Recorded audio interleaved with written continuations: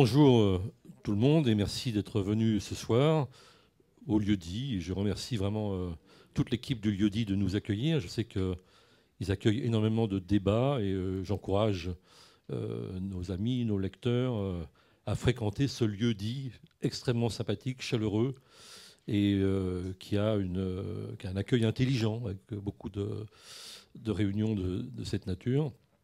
Alors, qu'allons-nous faire ce soir ? C'est une première avec Politis et nos amis de Copernic.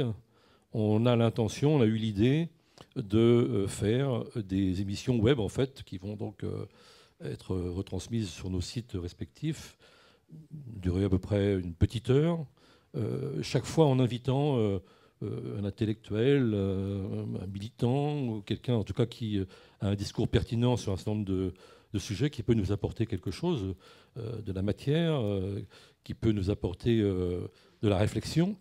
Alors, on n'a pas voulu faire des émissions politiques comme il s'en fait tant. D'abord parce que la concurrence est rude. Je ne suis pas sûr qu'on aurait pu apporter grand-chose de plus que tant d'autres.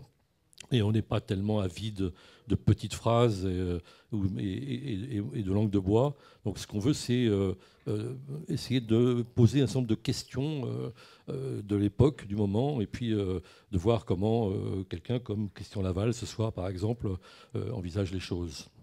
Alors, on va avoir chaque mois, la prochaine fois, ce sera le 19 janvier, ici même, on aura un autre invité dont on vous donnera le nom un peu plus tard dans le journal et sur notre site.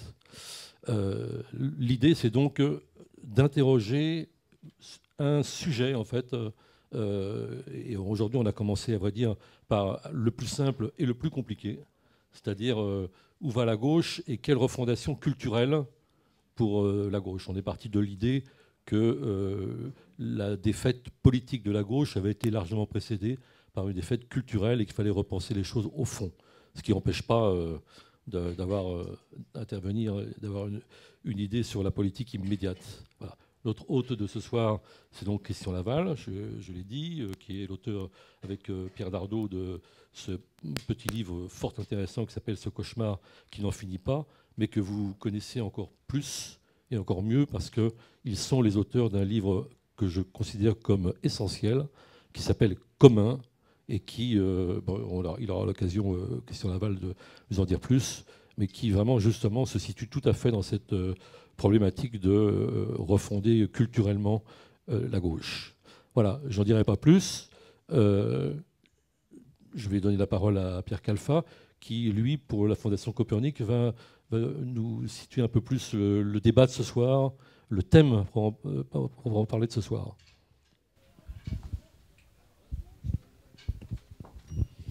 Merci Denis. Je m'associe à toi pour remercier Christian d'inaugurer nos séances sur un sujet qui, on va le voir dans ce qu'il va dire probablement et dans la discussion, est tout sauf simple. Où va la gauche Pour répondre à cette question, il faut d'abord savoir si, répondre à une question en amont, de savoir si le clivage gauche-droite est encore pertinent. Pour des tas de gens, il l'est encore, pour une grande partie de l'opinion, mais aussi pour beaucoup d'autres, il ne l'est pas, en particulier dans les milieux populaires. Et on voit même des responsables politiques, et pas n'importe lesquels, dire qu'aujourd'hui, ce n'est plus un clivage pertinent. Par exemple, Jean-Luc Mélenchon dit que le système n'a pas peur de la gauche, il a peur du peuple. Pablo Iglesias, dans un texte récent, explique qu'en fait, nous vivons un moment populiste. Donc, cette question-là est une question assez centrale. Est-ce que c'est encore, en France, après 5 ans de hollandisme, un clivage pertinent ? Bon, qu'est-ce qui fait que la gauche existe ? Et on voit que la référence maintenant à un populisme de gauche est une référence qui devient quelque chose de courant. hein, bon, en sachant que derrière cette référence qui oppose le peuple à l'oligarchie, il y a une question qui se pose, c'est qu'est-ce que le peuple? Qu'est-ce qui constitue le peuple? Bon. Et c'est une question où, en général, ceux qui se réclament du populisme ne répondent pas à cette question, ou alors ils répondent à leur manière, c'est-à-dire que c'est le chef charismatique qui incarnerait le peuple, qui le représenterait par son action et son charisme. Bon. Ce qui est une réponse peut-être un peu courte. Bon. Donc première question, mon avis importante, c'est est-ce que le clivage gauche-droite est un clivage qui est encore pertinent? La deuxième question renvoie au fait qu'il existe, historiquement, il a toujours existé plusieurs gauches. Mais malgré tout, le fait qu'il existait plusieurs gauches, on pouvait parler de la gauche. Donc qu'est-ce qui constituait la gauche historiquement? Alors, il y a des combats communs, bon, historiquement l'affaire Dreyfus, la lutte pour la République, le suffrage universel, bon, ou même plus récemment, et même très récemment, on a vu que se situaient spontanément dans un même camp les gens de gauche, par exemple sur le mariage pour tous. Bon. Donc il y a le fait de se situer du même côté de la barrière dans des combats communs, le fait de se reconnaître dans un certain nombre de combats communs. Mais en même temps, il y avait plus que ça.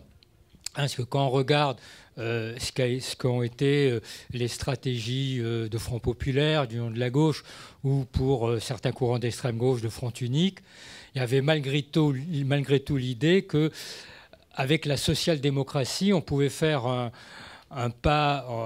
chemin en commun, hein, parce que le projet social-démocrate étant anti-libéral, voulant développer les services publics à l'époque, combattre, disons, la dynamique du capital, essayer de la maîtriser, de la borner, eh bien, il y avait une possibilité d'un chemin en commun, bon, et le fait que pour les courants les plus radicaux, de pousser la social-démocratie sur ce chemin-là pour qu'elle aille plus vite et plus loin dans une tactique d'unité, débordement, une tactique d'alliance conflictuelle. Bon.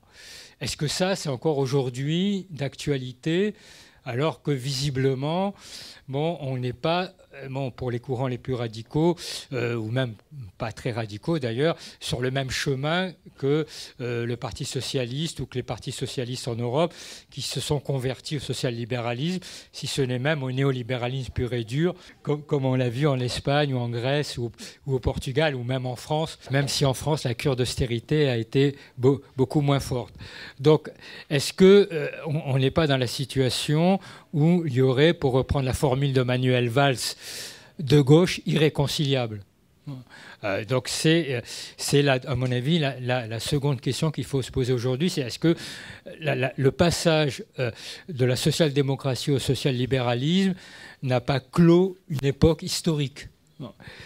Troisième problème, pour moi en tout cas, c'est que tout le monde voit bien que nous ne sommes pas sortis de la crise de ce qu'a été les projets d'émancipation du XXe siècle.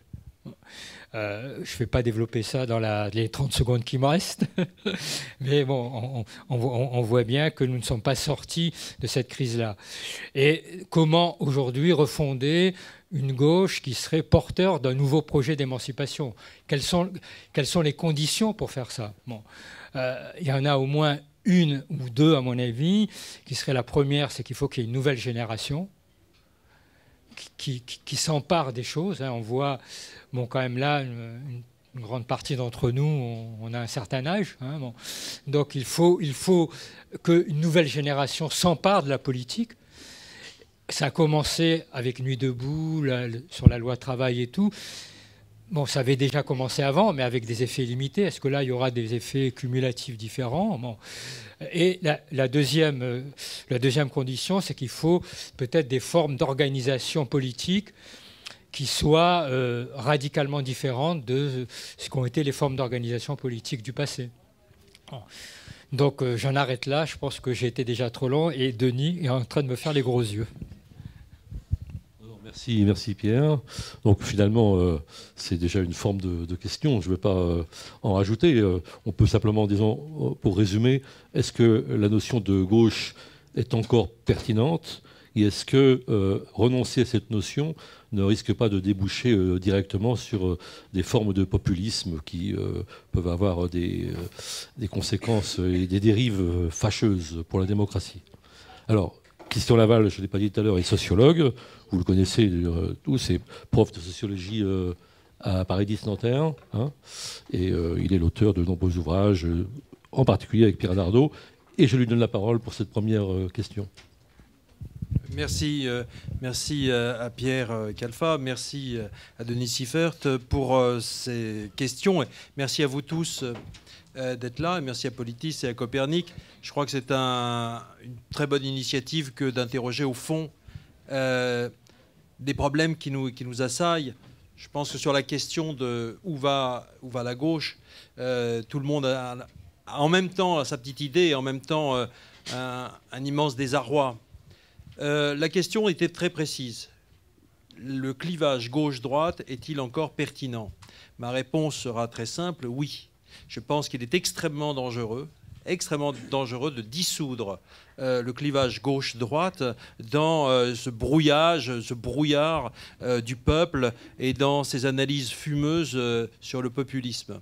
Je pense qu'il y a là même un énorme danger qui est précisément le rapprochement entre des formes très différentes, justement, de tentatives de réunification du peuple qui voudrait en fait refonder la nation, retrouver une sorte d'essence originelle d'un peuple, d'une idée, etc. Donc je pense que la gauche et la droite, évidemment, ce sont des notions très ambiguës. Pourquoi?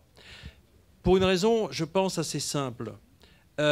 Gauche et droite sont des notions, si je puis dire, géographiques dans le champ institutionnel politique.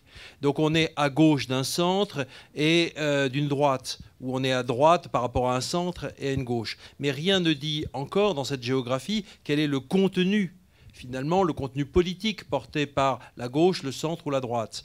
Donc il se trouve que si l'on continue à parler de gauche, on peut effectivement classer à gauche des formations qui sont de droite par leur contenu, par le contenu politique, par les perspectives qu'elles se donnent, par la nature même des politiques qu'elles veulent mettre en œuvre.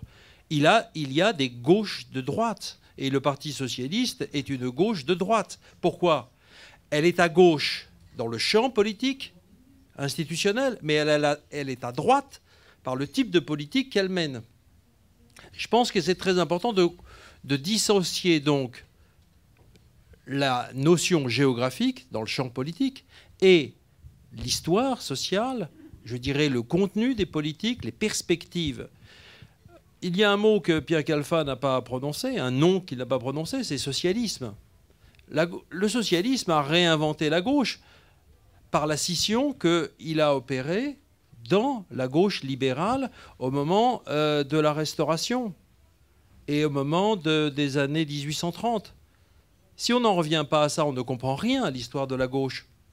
Il se trouve qu'il y a eu une scission qui a été dramatiquement éclairée ou manifestée au moment des journées de juin 1948, un éclatement de la gauche entre une gauche bourgeoise, c'était la gauche qui s'opposait à la monarchie, mais qui était une gauche bourgeoise, et puis une gauche révolutionnaire, socialiste, et qui a pris le parti du clivage social, qui a pris le parti de la classe la plus nombreuse et la plus pauvre. C'est une formule de Saint-Simon et des Saint-Simoniens.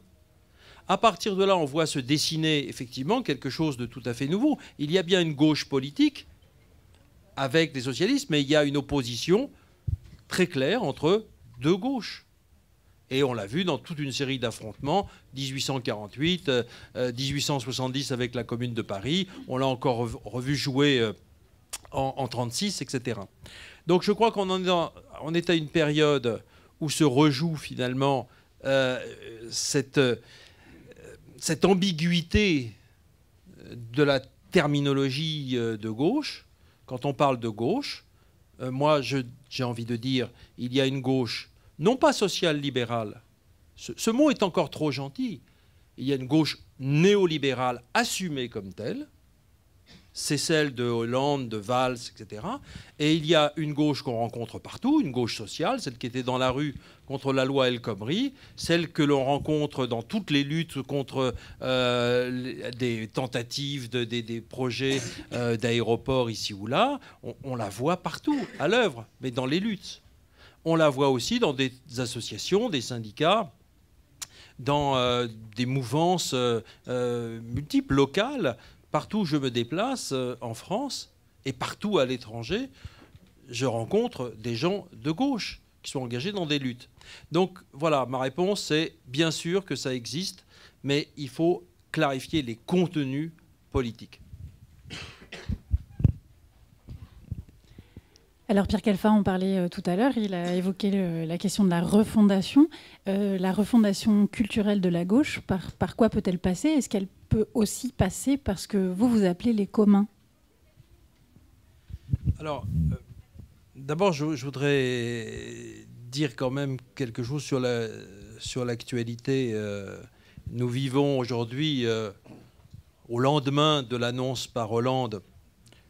Je ne vais pas insister longtemps là-dessus, mais nous vivons quand même un moment important où l'on voit l'impasse à laquelle a mené la gauche néolibérale. Projet qui était annoncé depuis très longtemps. Je ne parle, quant à moi, pas de trahison, parce que trahison voudrait dire qu'il y avait une réelle volonté, une intention de modifier l'ordre social et économique. Or, en réalité, il n'en a jamais été question, hormis une phrase sur la finance, qui était elle-même, en réalité, bien légère, si on la reprend. En fait, nous sommes à un moment où la gauche institutionnelle, gouvernementale, est en lambeaux. Elle n'existe plus, elle s'est autodétruite. Je pense qu'il était extrêmement important de penser en termes d'auto-sabordage. Elle s'est auto-sabordée dans la mesure même où elle s'est divisée, elle n'a rien fait pour assurer, dans les mois qui viennent, une victoire politique, dans la mesure où la politique qui a été menée a été dirigée très volontairement, il faut quand même le dire, très volontairement contre les salariés, contre les ménages les plus modestes, contre les fonctionnaires. En réalité, tout a été fait pour assurer une défaite terrifiante, dans la mesure où en face, il y a une extrême droite qui est très forte et une droite réactionnaire très puissante. Donc je crois qu'il faut quand même situer les choses, la gravité de la situation dans laquelle nous sommes. Il ne faut pas se cacher derrière un optimisme. Voilà, comme quoi ça serait facile. En réalité, je pense que comme le disait Denis tout à l'heure, la défaite de la gauche est annoncée depuis longtemps. Elle a des causes multiples. L'effondrement du communisme d'État, je pense que c'est quelque chose il faut aussi rappeler ça. Le retournement de la social-démocratie en néolibéralisme, je pense que ça aussi, c'est absolument extrêmement important. Et puis, le fait que la gauche a contribué, depuis des décennies, à construire le corset de fer qui a rendu impossible une autre politique dans le cadre des institutions présentes. Les marges de manœuvre d'une autre politique, pour une autre politique, se sont considérablement réduites, du fait même de l'engagement dans les contraintes européennes. Mais je dirais même beaucoup plus largement dans la construction de l'ordre mondial néolibéral. Donc si on n'a pas ça en tête, on ne comprend pas très bien pourquoi la gauche ne s'en sort pas, pourquoi elle ne renaît pas, pourquoi, par exemple, une autre social-démocratie ou une social-démocratie plus authentique n'apparaît pas. Elle n'apparaît pas parce que les conditions historiques aujourd'hui empêchent cette renaissance-là. Alors, je crois qu'il ne faut pas se faire d'illusions, mais en même temps, faut-il désespérer? Bon, avec Pierre Dardot, on avait fait un livre il y a quelques années qui s'appelait « La nouvelle raison du monde » et qui était un livre sur justement la façon dont le néolibéralisme avait imprégné, finalement, avait envahi tout notre quotidien, nos vies, nos existences, jusqu'à nos subjectivités. On nous avait beaucoup reproché d'être très, très pessimiste et de considérer qu'on avait affaire à un rouleau compresseur. À la fin de ce livre, nous annoncions, j'en viens à votre question, après un long détour, mais qui me semblait nécessaire, j'en viens à votre question. À la fin du livre, on annonçait, donc on était en 2009, que apparaissait, de façon très très embryonnaire, ce qui nous semblait être une rationalité alternative. Une rationalité que nous avons désignée par rationalité du commun. Et il nous semblait, sans encore savoir très bien de quoi il s'agissait, qu'il y avait dans les, je dirais, dans certaines parties de la société, peu visibles encore, dans certains mouvements, quelque chose qui annonçait un renouveau très important de la gauche. Quelque chose qui se formulait dans un terme nouveau, dans un lexique nouveau. En fait, comme si l'apparition de mots nouveaux, c'était un peu l'intuition qu'on avait, signalait des réalités nouvelles, des façons de penser nouvelles, des façons de faire qui pouvaient donc être en rupture avec ce qu'on connaissait. Et c'est ce que nous avons voulu plus élaborer, mieux élaborer dans le livre qui s'appelle Commun.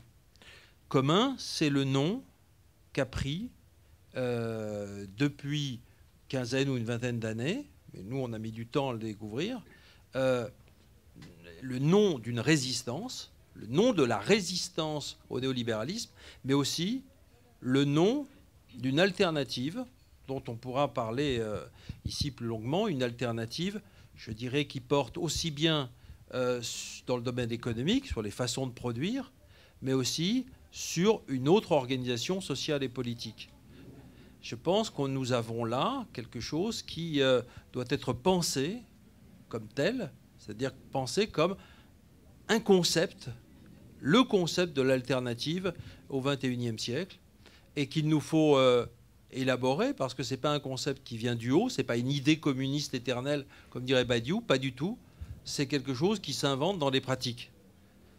Et donc, ce qu'il nous faut faire, c'est regarder les processus à l'œuvre aujourd'hui, en France et surtout ailleurs dans le monde. Bon, voilà, je sais, c'est une première réponse, mais aussi très très longue. Non, c'est très bien, effectivement, parce que on est convaincu, je l'ai dit un petit peu tout à l'heure, et vous l'avez redit avec plus de profondeur à l'instant, qu'au-delà de la défaite politique auquel on assiste, je ne sais pas jusqu'où on ira dans ce domaine, mais il y a vraiment ce qu'on a appelé une défaite culturelle, c'est-à-dire un recul sur beaucoup de choses qui sont essentielles, notamment en effet les privatisations, parce que finalement derrière ce qui s'oppose au commun, c'est l'appropriation de tout ce qui devrait appartenir à l'espace public, que ce soit territorial ou que ce soit intellectuel, que ce soit sanitaire, etc., etc. Donc il y a eu un recul sur ces questions-là, et il y a eu un recul aussi historique sur, par exemple, quelque chose que je trouve tout à fait important, qui est le temps de travail. Historiquement, il y avait une réduction du temps de travail, et maintenant on nous raconte que d'un seul coup la tendance serait inversée, ce qui défie, disons, les lois, disons, de la modernité, et on voit bien que derrière ça il y a l'appât, disons, du gain et un autre partage des richesses en défaveur des salariés, et un transfert vers le capital. Alors, dans votre livre, vous placez quand même au centre la responsabilité des partis socialistes, des partis sociaux-démocrates. Et effectivement, on a l'actualité de ces jours-ci, et puis ce quinquennat en témoigne. On a vraiment l'impression qu'il y a eu un mouvement de bascule qui s'est fait autour de l'évolution extrêmement négative et régressive de la social-démocratie.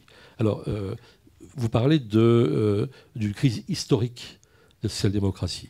Alors la social-démocratie, elle en a digéré des crises qui étaient plus ou moins historiques. Les anciens se souviennent en 1959, on a la guerre d'Algérie, le PSA, le PSU, etc. Et puis on a connu même plus près de nous, 69, 5% aux élections, puis on a connu ensuite 93, etc., etc. Et en quoi est-elle aujourd'hui plus historique qu'autre chose et qu'une autre crise? En quoi peut-être même son existence en tant que social-démocratie est en train de finir? J'avance peut-être sur la réponse. Mais... Je crois que la social-démocratie, en fait, alors dans son sens 20e siècle et fin du 20e siècle, donc avait sans doute un rôle historique important à jouer. Elle l'a joué d'une certaine façon. C'était l'instauration et la solidification de l'État social, l'élargissement du rôle éducateur de l'État aussi, dans le cadre d'une régulation d'un capitalisme qui restait centré nationalement et qui ne pouvait vivre d'une certaine façon que sur la base de compromis sociaux, de compromis donc avec les syndicats. Alors ça a pris des formes extrêmement différentes selon les pays. Mais d'une certaine façon, ce monde-là a changé, bien sûr, et la social-démocratie est en grande partie responsable de cette situation, c'est-à-dire de son agonie actuelle.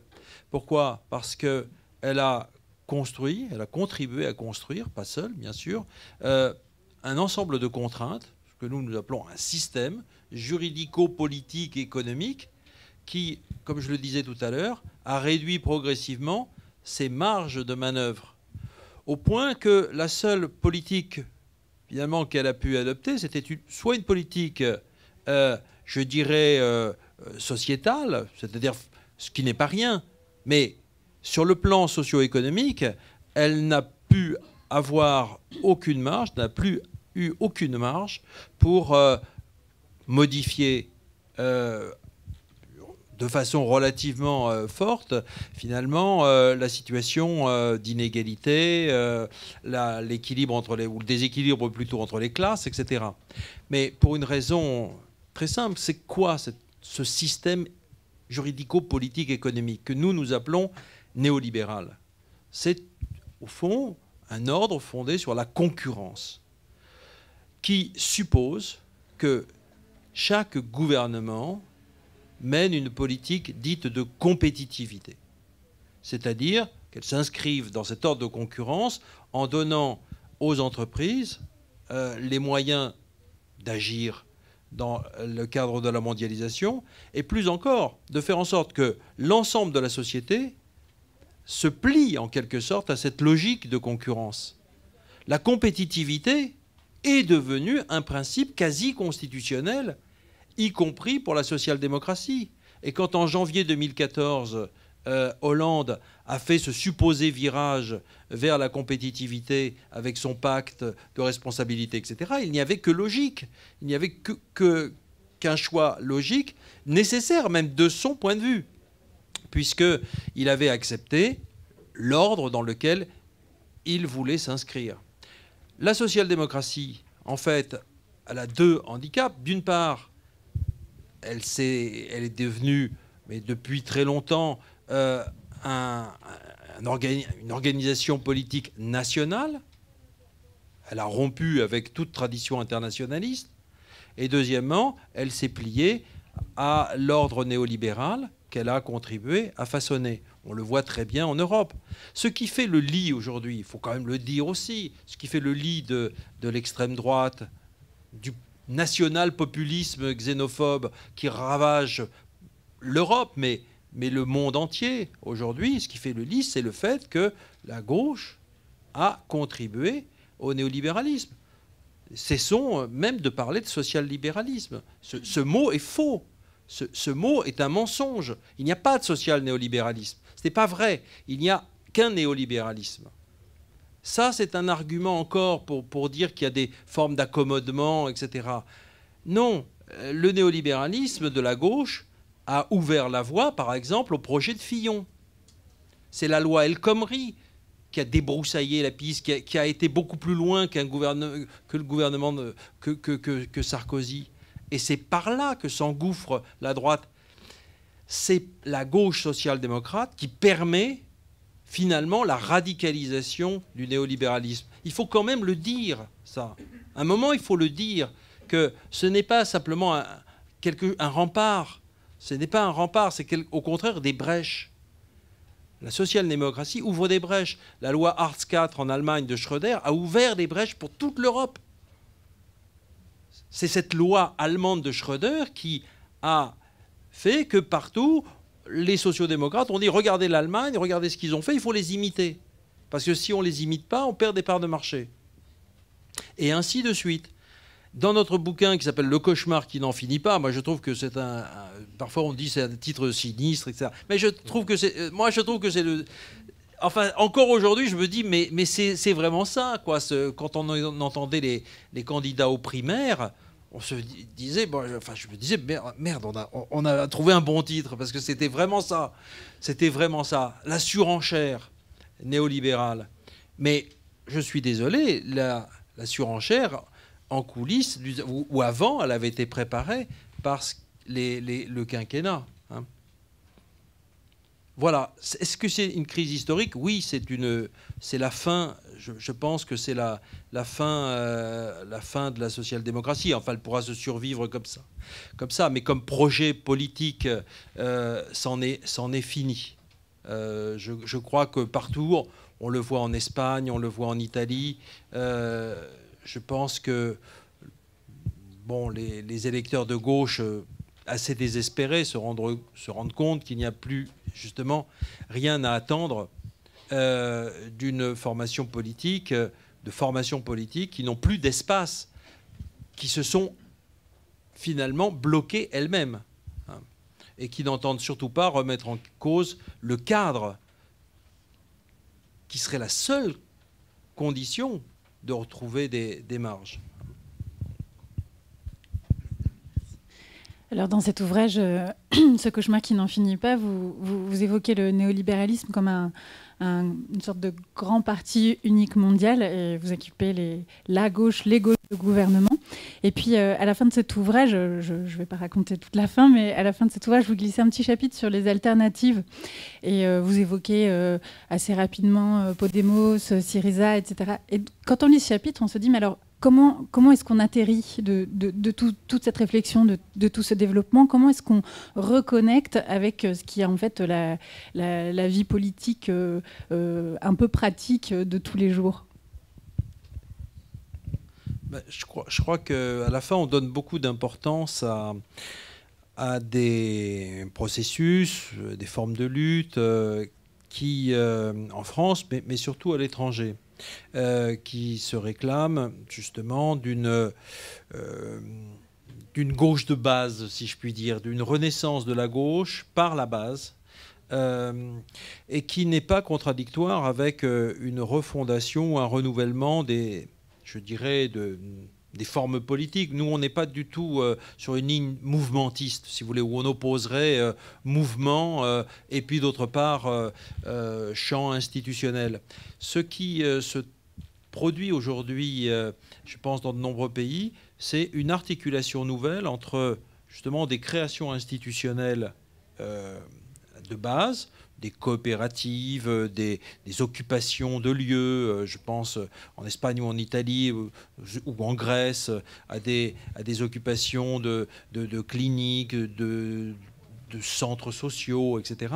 Donc un mouvement extrêmement créatif, et puis d'autre part des formes politiques nouvelles qui se sont révélées il y a quelques mois par la victoire des listes municipales de gauche en Espagne, et qui, par exemple, à Barcelone, s'appellent Barcelone en commun. Qu'est-ce qu'elles ont d'intéressante?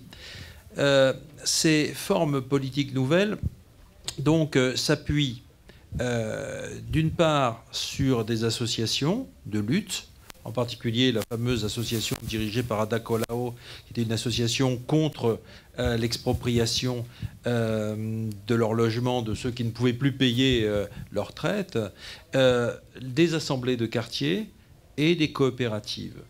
Une démocratie donc locale, participative, comme on dit, et en même temps une autre économie qui est en train de se développer, de prendre forme.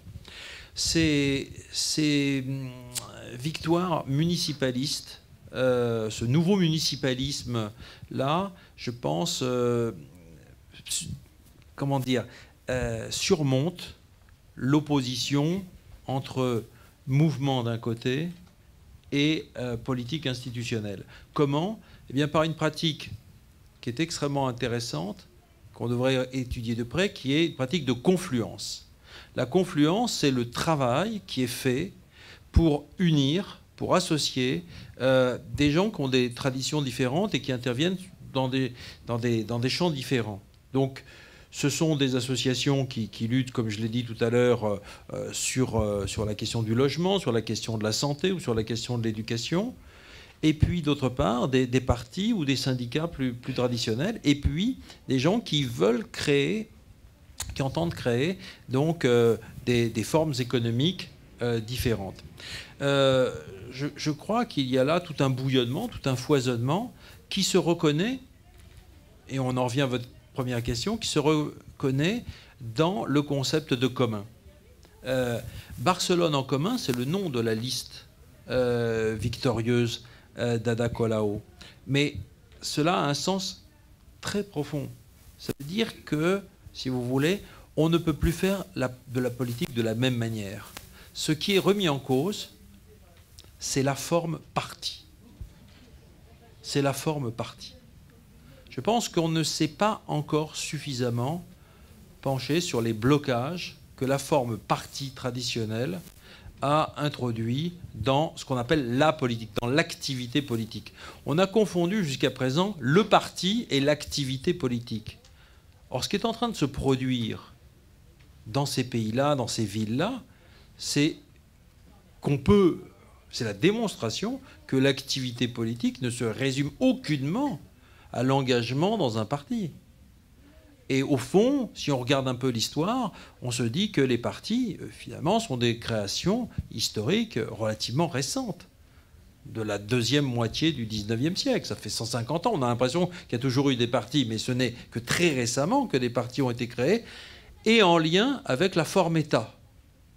En lien, évidemment, avec la démocratie représentative, etc. Or, la forme État est aujourd'hui relativisée par le néolibéralisme et l'ordre mondial, concurrentiel, et d'autre part, la démocratie représentative est aujourd'hui en pleine crise, parce que là, on n'en a pas encore parlé, mais c'est le rapport gouvernant-gouverné qui est aujourd'hui complètement chamboulé et qui, précisément, permet la poussée des national-populismes, si je puis dire.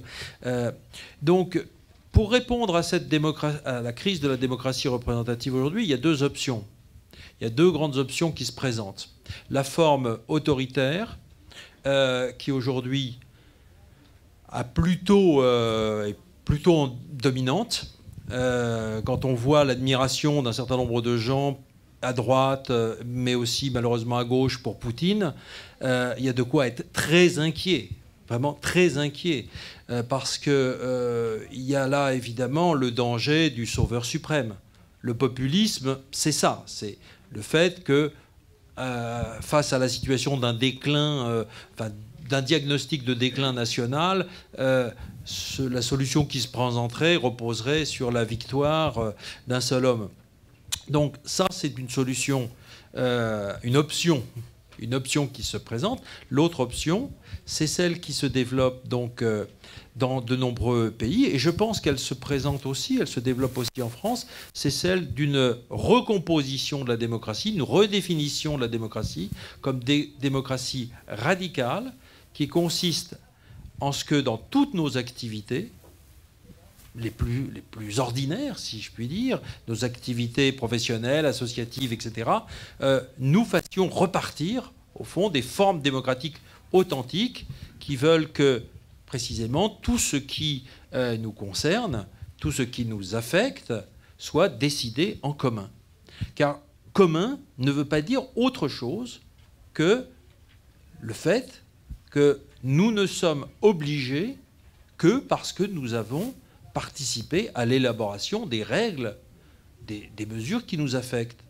Commun, ça veut dire ça, fondamentalement. Et ça veut dire ça à toutes les échelles, qu'elles soient les plus infimes, les plus locales, comme les plus globales. Et je crois que c'est aujourd'hui ce qui se réinvente. Ce qui se réinvente, c'est le rapport local-global. De multiples mouvements, je pense par exemple à la grande internationale d'agriculteurs qui s'appelle Via Campesina, la voie paysanne, c'est exactement ce qui se réinvente aujourd'hui. C'est-à-dire que la démocratie locale a les plus grands rapports avec le gouvernement, finalement, des communs mondiaux. Le climat, l'alimentation, la finance, etc. Je pense qu'aujourd'hui, on comprend de plus en plus que les États-nations ne sont pas capables, en tant que tels, héritiers de l'histoire, et les partis nationaux qui sont liés à ces États-nations ne sont plus capables de faire face aux grands défis qui sont devant nous, en particulier à la question climatique. Mais enfin bon, tout ça, évidemment, c'est vite dit et de façon trop schématique, parce qu'il nous a fallu des centaines de pages pour le développer et pour l'argumenter. Alors, si vous voulez bien, on va passer à la deuxième partie, brève. On a encore un bon quart d'heure devant nous. Je vais donner la parole à celle ou celui qui la demandera en levant la main. S'il y a une question, s'il y a une remarque, une observation à faire. Voilà. Donc je vais donner ça, c'est Laurent Lévy, que je connais bien. Je lui passe le micro. J'espère que je n'ai pas un fil qui va un fil à la patte, comme dirait Fédo.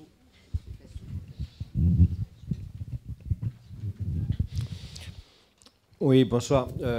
Christian Laval a répondu par avance à un certain nombre des questions que je voulais poser, donc je vais revenir brièvement sur 2 ou 3 points.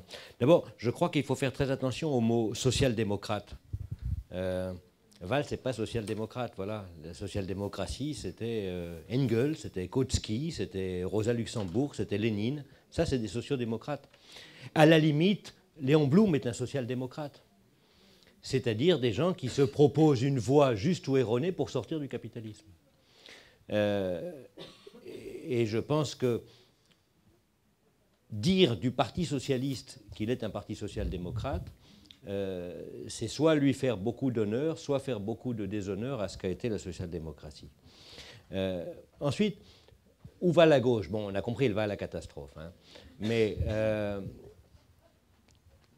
il y a des choses très importantes que vous avez développées dans la fin de votre intervention et qui permettraient de distinguer les choses, parce que la gauche, en effet, c'est initialement une topographie dans le champ institutionnel. Mais la question du clivage gauche-droite qu'évoquait Pierre Khalfa dans son propos initial n'est pas simplement une question institutionnelle. Et les exemples qu'il a donnés pour évoquer sa pertinence ne sont pas des questions institutionnelles. Si bien que ce mot tend à changer un peu de forme et de signification. Autrement dit, derrière la crise de la gauche et la catastrophe vers laquelle nous allons, il y a, ça aussi vous l'avez développé, j'aimerais vous y voir revenir, la crise de la politique en général. Donc, très vite, 2 questions. La première, quid du communisme en tant que mouvement historique qui ne se confond pas avec la politique institutionnelle et qui a quelque chose à voir avec ce que vous avez évoqué, faire de la politique, sortir de la forme parti en tant que cette forme contribue à l'appropriation de la politique, de l'action politique par des organismes spécialisés pour ça. Et deuxième question, quid de la pertinence aujourd'hui du clivage classique entre réforme et révolution? Est-ce que la question du réformisme est posée aujourd'hui dans les termes où nous en avons pris l'habitude à la fin du XXe siècle?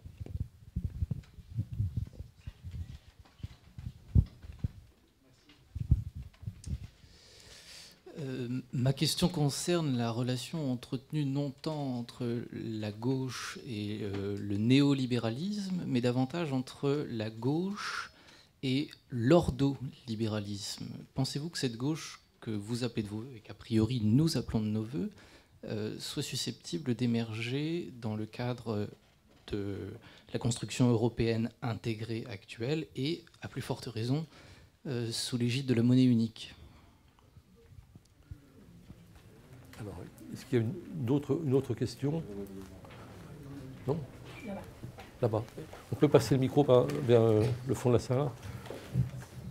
Puis on s'en tiendra là, on rendra la parole à question. Hein. Merci pour vos interventions. Je rejoins, il y a des choses qui ont été dites dans ce que je voulais dire. Je vais juste centrer sur une seule question. Destruction de la social-démocratie, destruction des partis socialistes, oui, bien sûr. Quel est le rôle de l'international là-dedans? Très rapidement, si vous permettez, les social-démocraties européennes se sont développées dans des pays que j'appellerais impérialistes, dont le nôtre. Hein. Or, aujourd'hui, premièrement, le gendarme du monde est en train de se casser la gueule en beauté. Ça, il n'est plus trop gendarme, même s'il a encore une très grosse armée. Et deuxièmement, il y a des gens qui faisaient partie de ceux qui n'avaient pas le droit de manger dans le XXe siècle. Je pense aux Indiens, je pense aux Chinois qui maintenant commencent à manger. Ce qui, personnellement, autant que je comprends quelque chose à ce que ça veut dire être de gauche, me paraît une bonne chose. Mais ça a aussi des conséquences sur nos vies intérieures. Et je voudrais savoir quelle place vous leur donnez. Merci.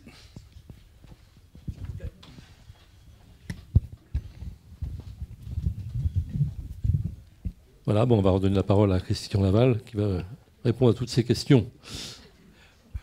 Oui, elles ne sont pas plus simples que la première, mais bon, non, je vous remercie. J'ai l'impression que bon, il faudrait refaire le monde en 10 minutes. Mais d'abord, merci d'avoir rappelé que la social-démocratie n'était pas réductible à ce qu'elle est devenue aujourd'hui. Et ça, je suis tout à fait d'accord avec vous. Mais je croyais avoir précisé que ce dont je parlais, c'était ce qu'elle était. Je parlais de ce qu'elle était devenue, et qui est très loin de Rosa Luxembourg et de Kautsky et de Lénine. Hein. Donc la question sur le communisme, effectivement, est très importante. On peut dire qu'aujourd'hui, nous avons, je pense, tourné le dos, mais de façon assumée ou non, ça dépend, à ce qui s'est appelé communisme au XXe siècle, c'est-à-dire le communisme d'État.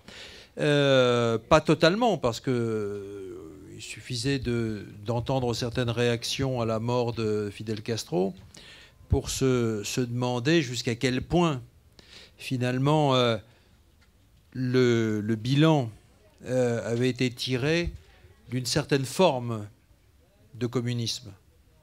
En d'autres termes, comment des gens aujourd'hui apprécient ou évaluent ce qu'a été ce qu'on a appelé le stalinisme, et cette forme archi-étatisée du commun, si je puis dire. Hein.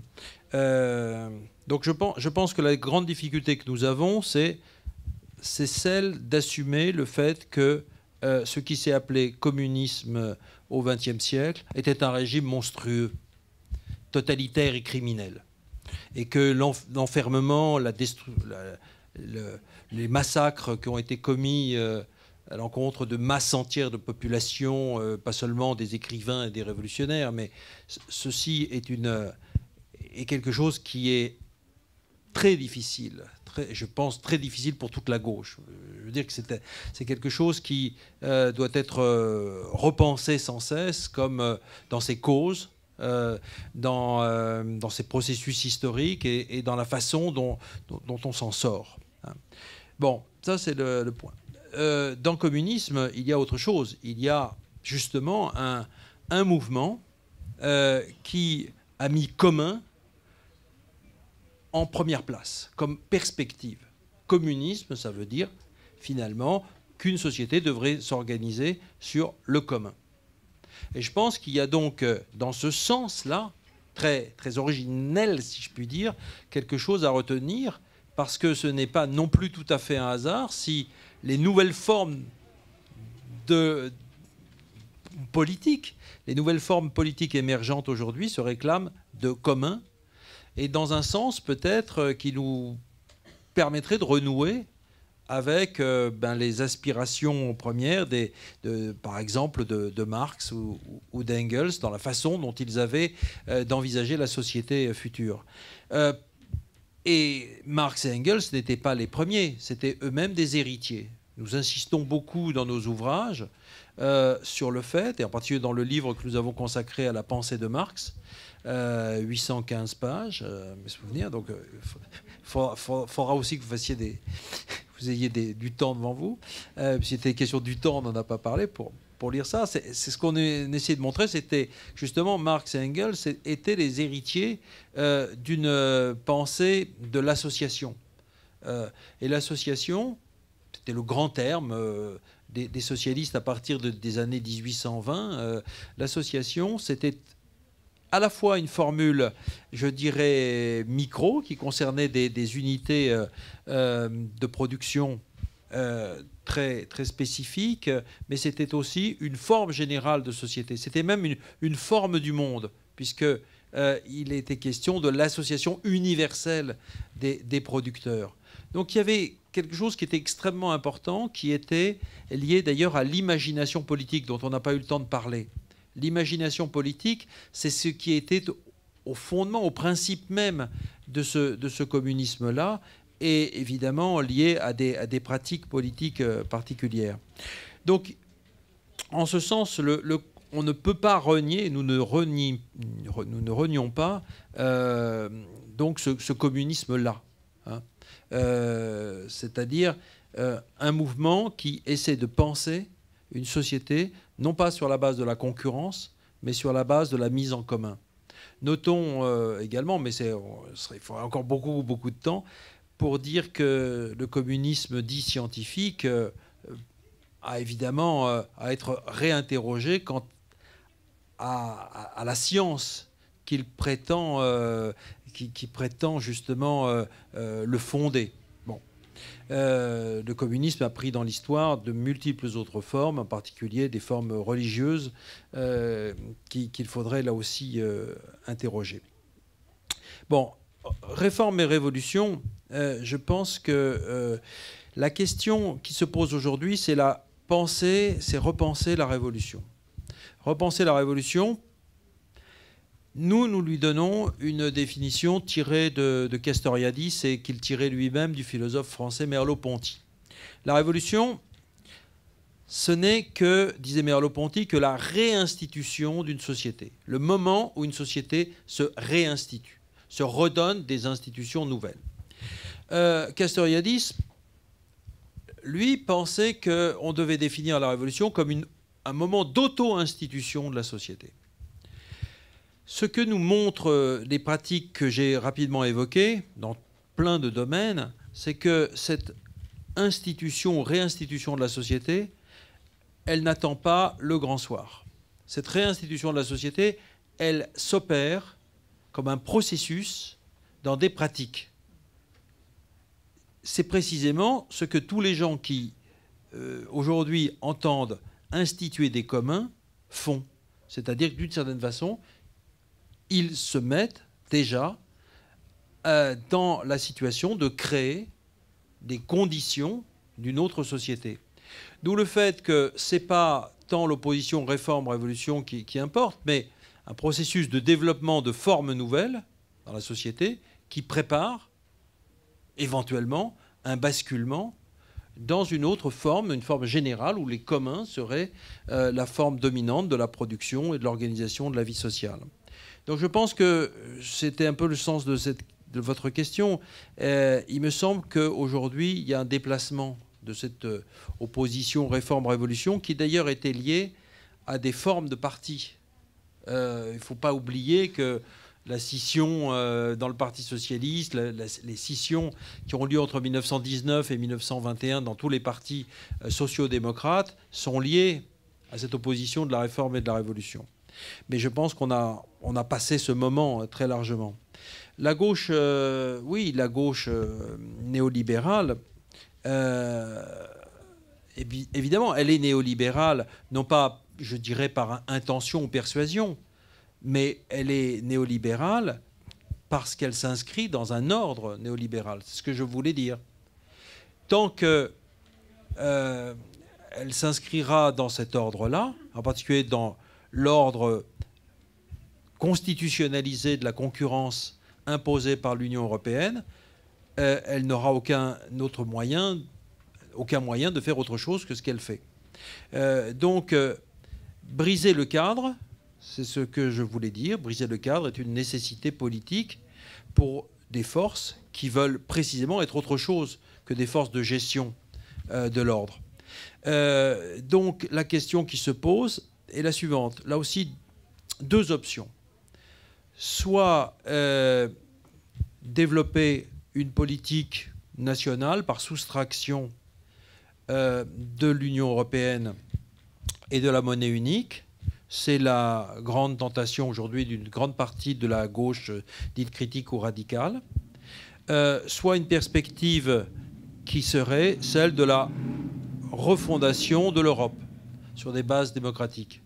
C'est-à-dire qu'effectivement, l'Union européenne telle qu'elle existe est pourrie, je le dis comme ça, est pourrie depuis son origine par son fondement ordolibéral. C'est ce que nous avons démontré, je crois, avec suffisamment de documents et d'arguments dans la Nouvelle Raison du Monde.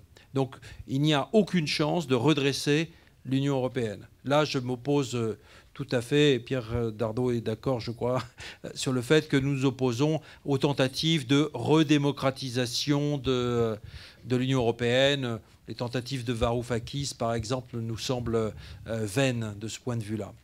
Donc, on ne modifiera pas à la marge quelque chose qui est aussi constitué autour de l'ordre de la concurrence. Mais par contre, l'Europe reste, me semble-t-il, notre horizon. Et là, j'en viens à une question plus générale sur l'international. Je crois que si nous avons à refonder culturellement la gauche, c'est aussi en refondant l'internationalisme. Nous avons fait tout un cycle ici au lieu-dit, il y a plusieurs années, sur le nouvel internationalisme. Nous avons repris à Pierre Bourdieu cette formule. Pierre Bourdieu avait, c'est l'occasion de lui rendre un hommage, avait, à partir de 1995, à partir de ce premier mouvement important en France, eu l'intuition que on ne s'en sortirait pas par des luttes nationales isolées. Il avait eu cette formidable intuition qu'il fallait développer très vite des solidarités dans les luttes, pas seulement des solidarités, je dirais, sentimentales, lointaines, mais dans les luttes, organiser des luttes européennes et mondiales. Ceci n'a pas encore eu lieu parce que, je dirais, la tradition, la filiation internationaliste a été rompue. Par de multiples facteurs, causes, dont le stalinisme. La 4e internationale n'a pas réussi à relancer cette tradition, là aussi pour des raisons un peu compliquées. Mais désormais, nous avons aujourd'hui la tâche urgente de refaire de l'international. L'international, ce n'est pas un donné, c'est un construit. Nous avons énormément de retard sur l'internationalisation du capital. Je trouve absolument dramatique, si vous voulez, quand on discute avec les uns et les autres, de constater qu'on ne se rend pas compte que l'international, aujourd'hui, c'est l'international du capital, c'est l'international oligarchique. Et qu'en face, certains nous disent qu'il ne devrait y avoir que des réponses nationales.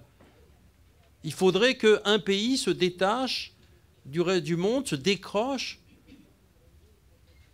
Bon, la France insoumise, c'est gentil, mais la France insoumise, ça veut dire que la France toute seule serait insoumise par rapport à l'ordre mondial. Alors, quid de l'Espagne insoumise, de l'Italie insoumise? Enfin, on rêve d'une Europe insoumise et d'un monde insoumis. Et pas seulement d'une France insoumise. Parce que la France insoumise, que pourra-t-elle faire finalement, toute seule. Donc, je ne suis pas le seul à m'inquiéter de cela. Nos amis à l'étranger s'inquiètent très sérieusement de ces voix nationales, de l'illusion qu'il y aurait à s'en sortir tout seul. Et l'exemple de Syriza, dont on n'a peut-être pas assez parlé, je pense, est assez éloquent. Que face à un pouvoir européen, un pouvoir mondial, il nous semble extrêmement difficile de renverser le rapport de force uniquement par une victoire électorale qui aurait lieu dans un seul pays. Hein. Donc voilà un petit peu les réponses, sans doute trop rapides, à des questions compliquées, mais importantes, très importantes. Voilà, merci infiniment. On va conclure et en même temps peut-être poursuivre au-delà même de cet enregistrement, si vous voulez bien. On va donner la parole à Pierre Khalfa et à certains d'entre vous. Et si Christian Laval veut bien se livrer à cet échange et prolonger cet échange, je dirais simplement en guise de conclusion que nous avons notre hors-série qui tombe parfaitement avec le propos final de Christian Laval, qui est consacré aux révolutions et à la notion de révolution, et avec toute la complexité je crois qu'il faut donner à ce mot. Et d'ailleurs, bon, j'ai conclu mon petit édito, et aussi d'ailleurs le numéro de cette semaine sur l'agonie de la social-démocratie, avec toutes les réserves qui ont été émises et avec lesquelles je crois on souscrit tous sur l'appellation désormais un peu obsolète de social-démocratie. Mais s'agissant de la révolution, j'ai conclu mon édito dans ce hors-série par une citation de Danton dont je ne me souvenais plus où je l'avais trouvée. Et je l'ai cherché beaucoup, et je l'ai retrouvé dans ce livre. Et je ne l'ai pas fait exprès.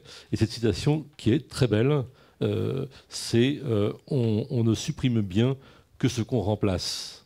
Et je crois qu'il y a toute la révolution là-dedans. C'est-à-dire, effectivement, c'est la différence entre le soulèvement, l'émeute. On institue quelque chose, au sens où Castoriadis, en effet, employait ce mot. Et c'est ça qui est très important. Mais instituer quelque chose et remplacer, ça ne veut pas dire, en effet, ni le grand soir, ni couper des têtes. Au contraire, c'est une multitude, parfois, d'initiatives qui sont toutes révolutionnaires et qui, par confluence, peuvent donner, en effet, finalement, un effet révolutionnaire. Voilà. Donc, je vous invite à lire ces numéros, à lire évidemment le livre, si vous ne l'avez pas encore lu, ce qui est très mal, de Pierre Dardot et Christian Laval. Et je vous remercie pour cette première. Nous nous retrouverons le 19 janvier avec un autre interlocuteur qui sera peut-être plutôt une autre interlocutrice, mais j'en attends confirmation. Voilà, merci et bonsoir.